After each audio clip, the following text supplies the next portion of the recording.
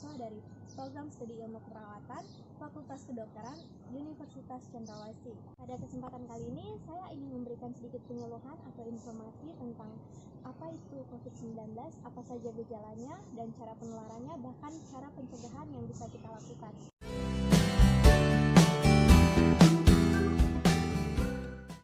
Jadi, COVID-19 itu merupakan penyakit yang disebabkan oleh coronavirus yang pertama kali ditemukan di Wuhan, Cina dan Tiongkok pada bulan Desember 2019.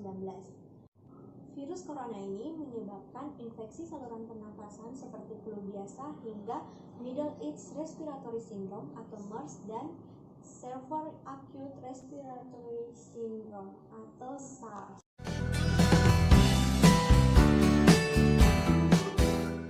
Sekarang kita masuk nih pada cara penularan COVID-19. Nah, yang pertama itu adalah melalui udara dengan bersin dan batuk. Dan yang kedua itu adalah kontak fisik seperti kita berjabat tangan dan menyentuh orang lain. Terus yang ketiga adalah kita memegang barang atau benda yang sudah terkontaminasi. Nah, yang keempat itu kita menyentuh mata, hidung, dan mulut itu dengan tangan yang kotor atau belum dicuci. Kelima itu adalah kontaminasi tinja, namun pada umumnya hal ini sangat jarang terjadi.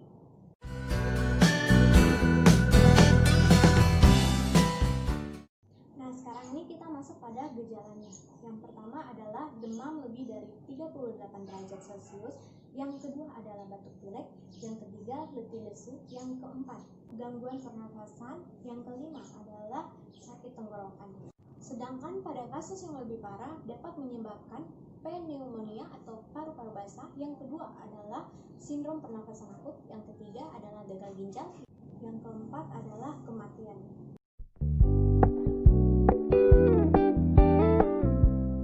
Kita bisa lakukan untuk pencegahannya, yang pertama adalah sering cuci tangan dengan sabun kurang lebih adalah 20 detik. Nah, yang kedua itu menggunakan masker apabila kita batuk atau pilek. Ketiga adalah hati-hati kontak dengan hewan liar. Yang keempat itu adalah bila kita batuk, pilek, bahkan sesak nafas harus memeriksakan diri ke fasilitas kesehatan. Nah, yang kelima adalah jangan memakan daging yang mentah atau belum dimasak. Yang keenam adalah kita harus makan gizi seimbang seperti makan sayur dan buah-buahan. Yang ketujuh itu adalah kita rajin berolahraga dan istirahat yang cukup. Apa itu social distancing? Jadi, social distancing itu adalah gerakan sosial di mana seseorang dianjurkan menjaga jarak dengan orang lain, serta mengurangi interaksi sosial dan kegiatan sosial di luar rumah, yang bertujuan untuk mengurangi penyebaran COVID-19. Contoh penerapan social distancing yang pertama, hindari tempat umum dan pusat keramaian. Yang kedua, jaga jarak saat bertemu orang. Minimal jarak yang dianjurkan adalah 2 meter. Yang ketiga, sementara tidak perlu melakukan sentuhan fisik saat bertemu, seperti salaman, cium pipi, dan berpelukan. Yang keempat, sementara hindari kegiatan massal, seperti arisan, reuni, kumpul-kumpul, dan lain-lain.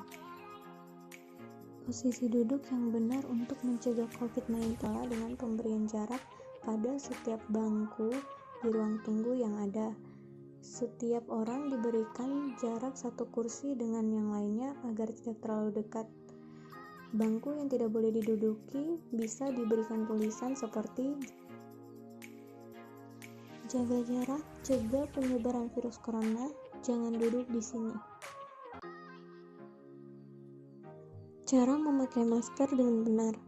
Yang pertama, cuci tangan. Yang kedua, pastikan masker yang berwarna berada di bagian depan dan kawat masker berada di bagian atas.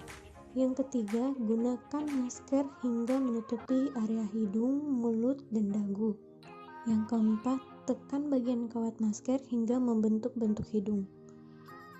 Cara melepaskan masker dengan benar. Yang pertama, pegang tali masker dan lepaskan masker tanpa menyentuh bagian depan masker. Yang kedua, masukkan masker yang telah digunakan ke dalam plastik dengan hati-hati agar kita tidak terkontaminasi dengan kuman yang ada.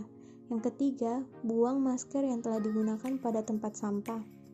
Yang keempat, cuci tangan agar kita terhindar dari kuman. Cara mencuci tangan dengan air mengalir dan sabun cair.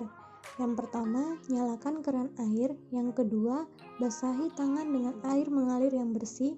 Yang ketiga, ambil sedikit sabun cair. Yang keempat, aplikasikan sabun pada telapak tangan hingga merata.